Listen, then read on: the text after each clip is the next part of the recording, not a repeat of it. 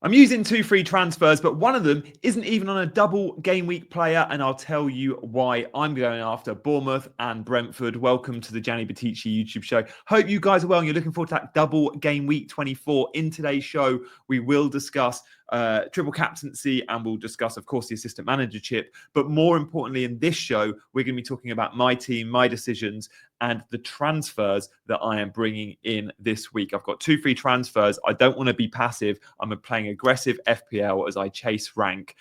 And I'm looking forward to showing you guys my team. So look, without further ado, if you want to support the channel, do hit that like button and please do consider subscribing. My team is on screen now. This is pre any transfers, 1.8 million in the bank. We've got Sels in goal.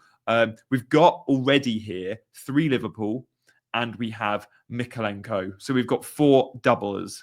I'm going to make it 5. I don't think I'm going to make it 6. And I'll tell you why I think I'm happy going without, say, for example, an Everton attacker. Lewis Hall, Mykolenko, Trent, the midfield of Palmer, Bruno, Rodgers and Salah, João Pedro, Gakpo and Isak. I'm reading it out for all those that listen on podcast. There are people this week benching Morgan Rodgers. Guys, don't do it. He's just scored a hat-trick for Villa. They're flying. They finished top 8 in the Champions League. You don't want to be benching him away to Wolves. That's a big derby as well for Morgan Rodgers, who is flying of late. So, goalkeepers. Might be selling Sels and I might be selling João Pedro up front. So let's talk about those replacements, shall we? But before we talk about the like-for-like replacements, let me just give my nod to the state of play. We know it's a double game week. If you've still got your triple captaincy, use it. It's the best place to use it. Use it on Salah in 24. Then you can use the other chips for the other big doubles in 33 and 36. There's a blank, of course, in 34 and 29. That 29 blank does not look like a blank where you want to use free hit as well. So you do need to be accumulating transfers where possible. I say that, but I'm using 2 free transfers this week because if Aston Villa, Liverpool, Newcastle, Palace blank, that's a lot of FPL assets across those 4 teams. I have 7 in those 4 teams. Not ideal, but I think I can navigate it. I think I can navigate it without a free hit. And of course, we don't know the outcome of these games until halfway through game week 24. In terms of the assistant manager, I think it's great this week. I really like Moyes this week, and I like a switch to Silva in 25. If we get a provisional announcement which says Fulham could get a double game week in game week 25, if we get that before the deadline, it's unlikely, but we could, then maybe I revert. And I don't use the transfers that I'm saying I'm going to do in today's show, and I do use the assistant manager chip. But I think it's unlikely. I think I'll be using the assistant manager chip at the end of the season in 36, 7 and 8. But Moyes this week gives you the bonus. And Silva next week gives you the bonus. I don't love game week 26, but I do like 4 and 5. If you want to know more on this chip, I will drop a link at the end of the show to my assistant manager video. Go check it out if you want to know all the intricacies of that chip. So there'll be a link at the end of this video. Likewise, I'll link the triple captain video as well. So Matt Sels, he's been brilliant for me. I bought him in on my game week 6 wildcard, but the fixtures aren't pretty. How many clean sheets do you see between now and game week 29? Assuming I'm going to wildcard in 30, by the way, I don't see many cleans.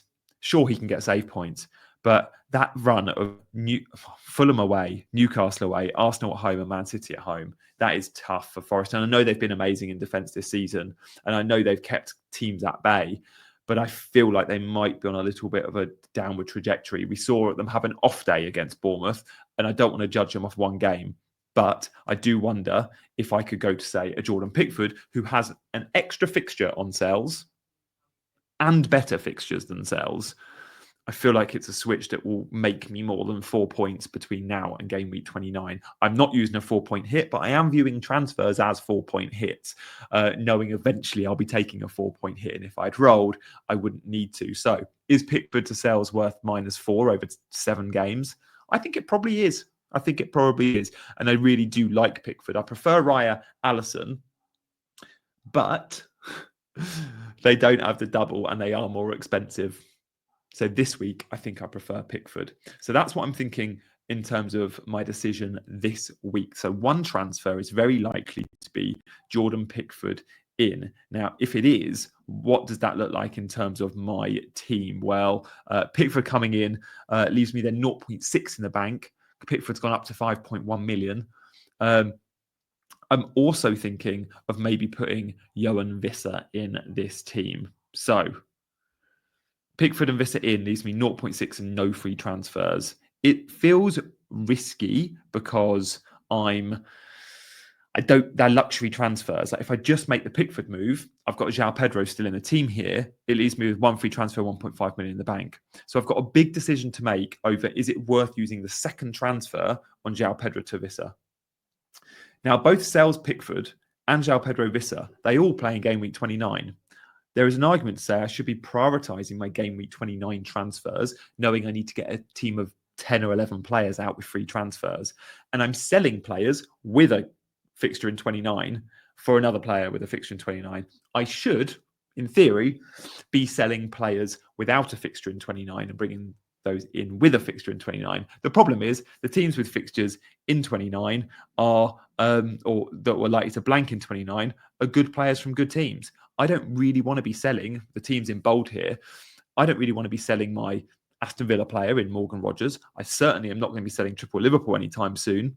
I don't want to be selling Isak and Hall anytime soon either. And Munoz has been brilliant too.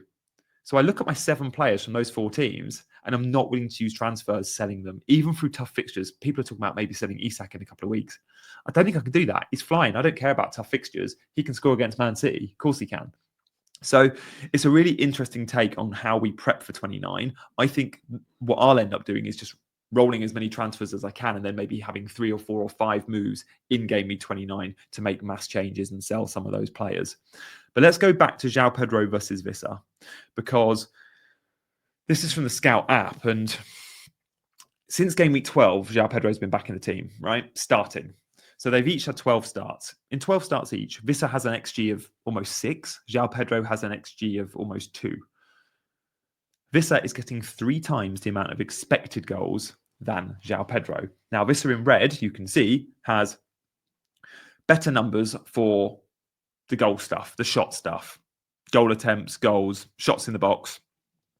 Some of the creative chances, the creative metrics in blue, big chances created, penalty area touches even, assists, João Pedro comes out on top. Am I interested in creativity or goals for my forward? Goals, because goals come with bonus points as soon as they get one. João Pedro gets an assist, he's not guaranteed bonus by any stretch. João Pedro gets a goal, he's almost guaranteed bonus. Same with Wissa. Vissa's getting the goals. The numbers are better. It feels like a luxury transfer.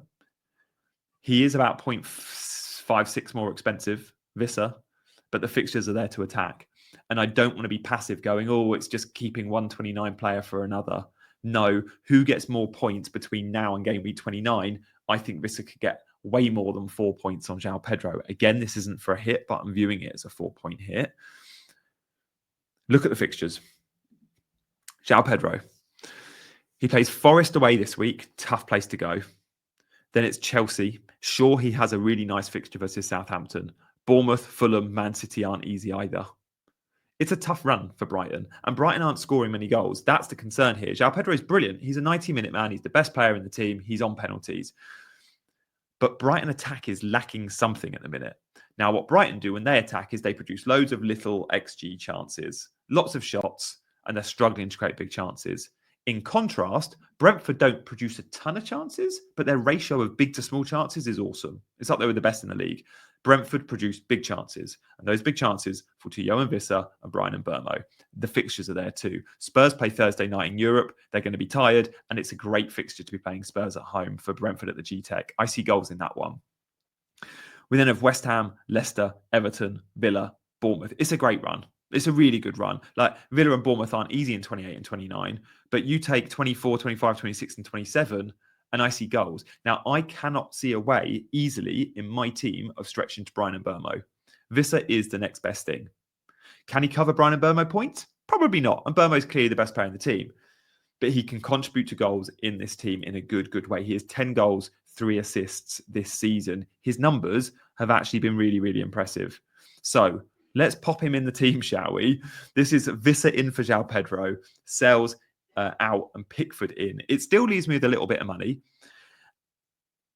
I think I like it. I think I really like it. What this does give me is a slight issue going into game week 29. If those teams blank that we talked about earlier, I might not get 11 out.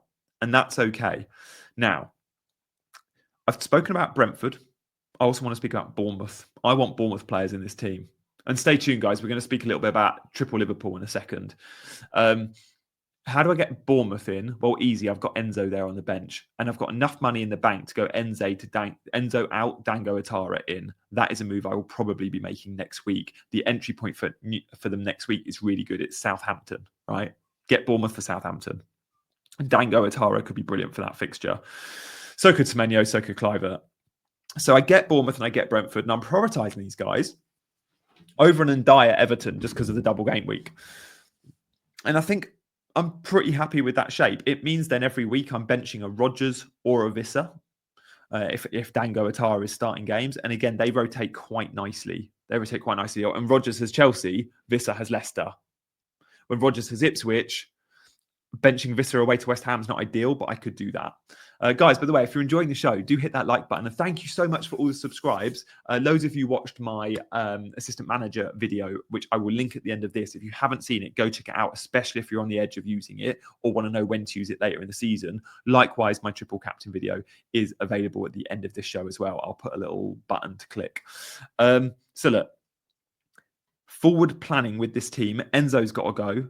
And Rico Lewis eventually has to go. I quite like Kirkes at Bournemouth, by the way. Again, good fixtures. But for the time being, I think if I make these moves this week, if I make the Dango move next week, I hope then I'm set for a while. And you might look at this team and go, oh, don't get Wissa. Find a way of getting Mbermo. How does Mbermo come into this team? Like, I do not know how Mbermo comes in. I'm really struggling because, like, I don't want to sell Bruno. And that's the only way I can get rid of Mbermo. And I'm not selling Palmer. I'm not selling Salah. I'm not getting money out of Isak or Trent. So Fernandez could come out from Mbermo. And if I was on wildcard, I'd be picking Mbermo over Bruno. Do I think it's worth a transfer? And do I want Bruno in a few weeks' time? No, it's not worth a transfer for me. And yes, I do want Bruno in a few weeks' time. Bruno's fixtures are good. Palace this week is fine. But then it's Spurs, really good fixture. Then it's Everton, goodish fixture. And then in 27, he's got Ipswich at home, and 29, he's got Leicester away.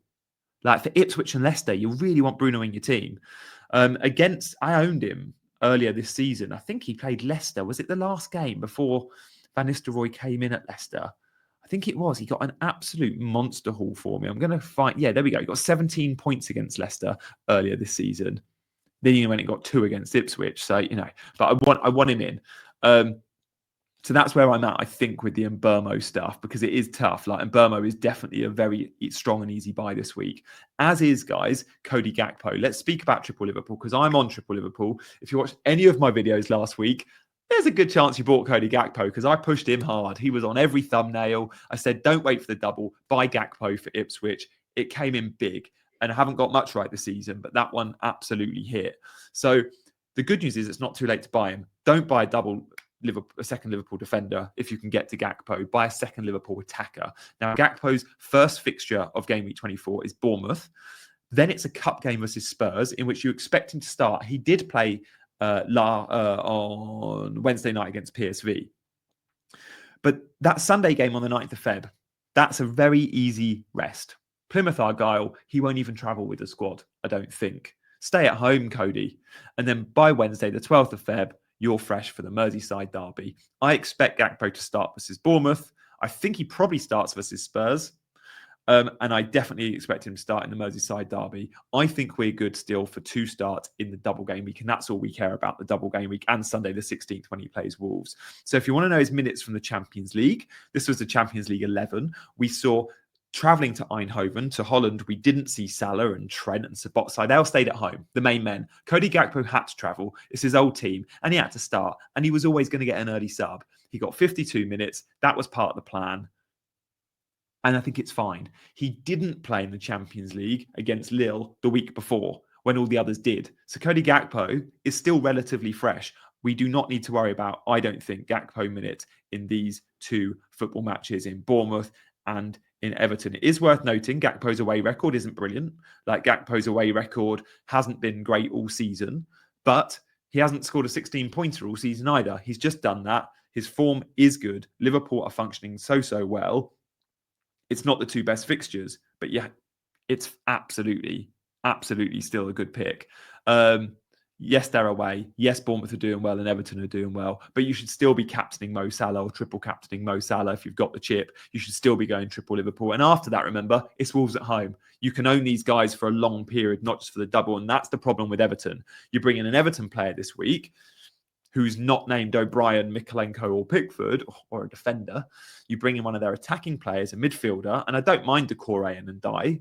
They're the two I like the most, but I wouldn't go there because I feel like that transfer is out waiting to happen. The Everton defenders are cheap. You can hide them on your bench. The Everton forwards, they're cheap, but you probably don't want to hide them on your bench because you'll want them to be part of a rotation.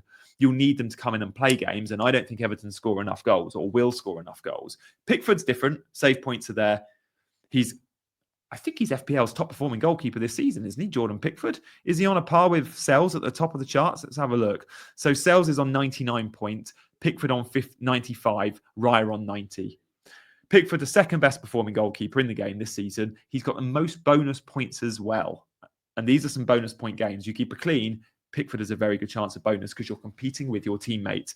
And Pickford's teammates don't do very well on the BPS because of their low passing, because of their lack of creativity and their lack of goals. Thank you so much for watching this video, guys. If you've enjoyed it, on the way out, hit the like button, hit the subscribe button, and go check out my assistant manager or my triple captain videos, both on screen now. And I will see you for the deadline on Saturday morning. Bye-bye.